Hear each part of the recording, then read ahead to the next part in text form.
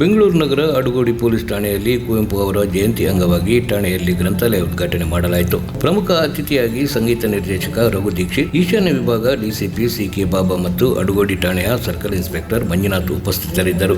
ಕನ್ನಡ ಎಂದು ಮಾತಿಗೆ ಹೋರಾಟ ಮಾಡುವವರ ಮಧ್ಯೆ ಬೆಂಗಳೂರು ಪೊಲೀಸ್ ಒಂದು ವಿಭಿನ್ನ ಯೋಜನೆ ಹಾಕಿಕೊಂಡು ಎಲ್ಲ ಪೊಲೀಸ್ ಠಾಣೆಗಳಲ್ಲಿ ಗ್ರಂಥಾಲಯ ಮಾಡುತ್ತಿದ್ದಾರೆ. ಇದರಲ್ಲಿ ಈಗ ಅಡುಗೋಡಿ ಪೊಲೀಸ್ ಠಾಣೆಯು ಒಂದು. ಕುವೆಂಪು ಜನ್ಮದಿನದ ಅಂಗವಾಗಿ ಪೊಲೀಸ್ ಠಾಣೆಯಲ್ಲಿ ಗ್ರಂಥಾಲಯ ನಿರ್ಮಿಸಿದ್ದಾರೆ. ಠಾಣೆಗೆ ಹಲವಾರು ಕಾರಣಗಳಿಂದ ಬರುತ್ತಾರೆ. ಬಂದವರು ಅಧಿಕಾರಿಗಳಿಗೆ ಕಾಯುತ್ತಾ ಸುಮ್ಮನೆ ಕುಳಿತು ಬೇಸರ ಆದಾಗ ಪುಸ್ತಕ ಓದಲು ಒಂದು ಅವಕಾಶ ಪೊಲೀಸ್ ಠಾಣೆಗಳಲ್ಲಿ. ಪುಸ್ತಕ ಓದಿದರೆ ಆಗುವ ಪ್ರಯೋಜನ ಹಲವಾರು ಇದೆ. ಬೆಂಗಳೂರು ಪೊಲೀಸ್ ಠಾಣೆಗಳಲ್ಲಿ ಗ್ರಂಥಾಲಯ ಮಾಡುತ್ತಿರುವುದು ಸಾರ್ವಜನಿಕ ವಲಯದಲ್ಲಿ ಮೆಚ್ಚುಗೆ ಹಾಗೂ ಅಭಿನಂದನೆಗೆ ಪಾತ್ರವಾಗಿದೆ. ವರದಿ ಆಂಟೋನಿ ಬೇಗೂರು.